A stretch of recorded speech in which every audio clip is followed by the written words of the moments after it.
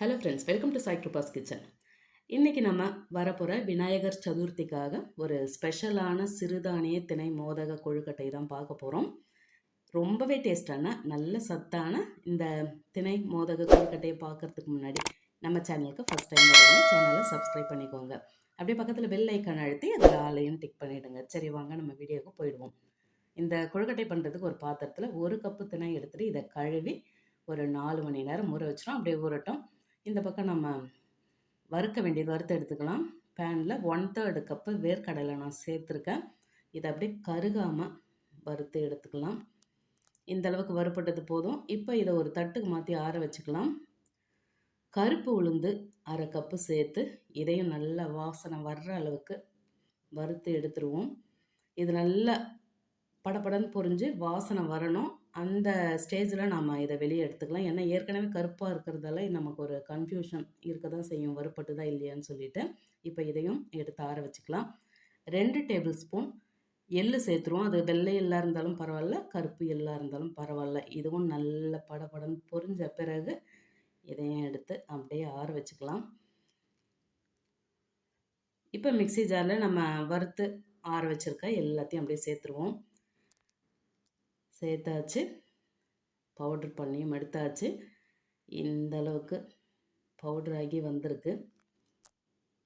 இப்போ இதை அப்படியே வச்சுட்டு நம்ம வெல்லத்தை பொடி பண்ணி கரைச்சி எடுத்துருவோம். நான் அச்சு வெல்லம் தான் 3 எடுத்திருக்கேன். அதை பொடி பண்ணி வச்சாச்சு.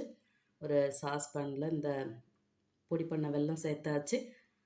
1/2 கப்பு தண்ணியை சேர்த்து இந்த மாதிரி கரைச்சி எடுத்துக்கலாம்.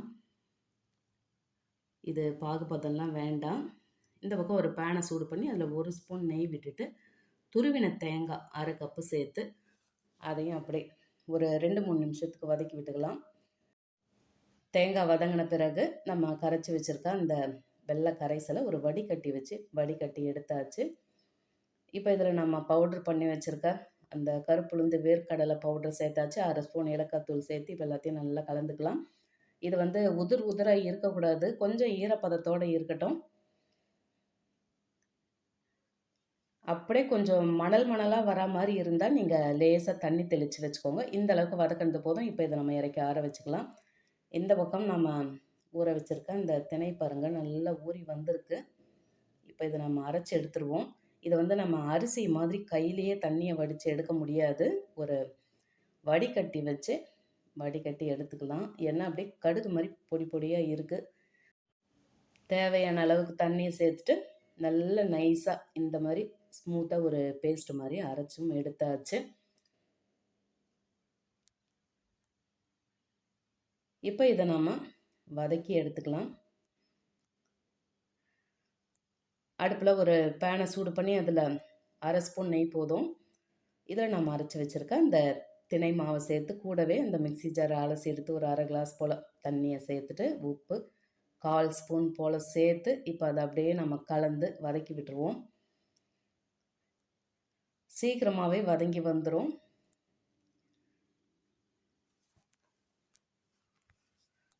இது திணை மாவில் கூட நம்ம பண்ணலாம். ஆனால் இதை அரைச்சி பண்ணும்போது டேஸ்ட்டு இன்னும் சூப்பராகவே இருக்கும். இதை பாருங்கள், நல்லாவே வதக்கி எடுத்தாச்சு. இப்போ இதை நம்ம ஆற வச்சுட்டு நல்ல கட்டிகள் இல்லாமல் நல்லா கலந்து மிக்ஸ் பண்ணி பிசைஞ்சு எடுத்துருவோம். நம்ம மிக்ஸ் பண்ணும்போது கொஞ்சம் பிசுப்பாக இருக்க மாதிரி தான் தெரியும். இதை நம்ம அந்த மோதகம் மோல்டில் சேர்த்து அதை மோல்டு பண்ணி ஷேப் பண்ணி எடுக்கும்போது கையில் நம்ம நெய் தடவிட்டு எடுத்துக்கலாம். நல்லாவே வரும். இப்போ இந்த பக்கம் பார்த்திங்கனாக்கா மோதகம் மோல்டு ரெடியாக இருக்குது. அதில் கொஞ்சமாக நெய் அப்படியே தடவி விட்டுருவோம். இந்த மோல்டு எல்லார் வீட்லேயும் இருக்கும். அப்படியும் இல்லைனாலும் இப்போ ரெடிமேட் அரிசி மாவு கூடவே இது தராங்க. இந்த மாதிரி உள்ள தேவையான அளவுக்கு அந்த மேல் மாவு அப்படியே ஃபில் பண்ணிவிட்டு அந்த ஓரங்கள் நல்லா அந்த அச்சு பதிகிற மாதிரி நல்லா மெலிசாக அழுத்தி விட்டுருவோம். இதுக்குள்ளே நம்ம ரெடி பண்ணி வச்சுருக்க ஃபில்லிங்கை வச்சுட்டு அதுக்கு மேலே இந்த மேல் மாவு கொஞ்சமாக வச்சு அப்படியே அடைச்சி விட்டுக்கலாம். அவ்வளோதான். இப்போ நம்ம ஓப்பன் பண்ணோம்னாக்கா அதை பாருங்கள், நல்லா சூப்பரான நம்மளோட மோதக கொழுக்கட்டை அழகாக ரெடி ஆகிடுச்சு. இதே மாதிரி மற்ற கொழுக்கட்டையும் ரெடியாக இருக்குது. இப்போ நம்ம வேக வச்சு எடுத்துக்கலாம். இந்த மாதிரி ஸ்டீமர் இல்லாட்டி இட்லி பாத்திரத்தில் அழகாக அடுக்கி வச்சு நம்ம ஒரு 5 நிமிஷம் போல் வேக வச்சு எடுத்துருவோம்.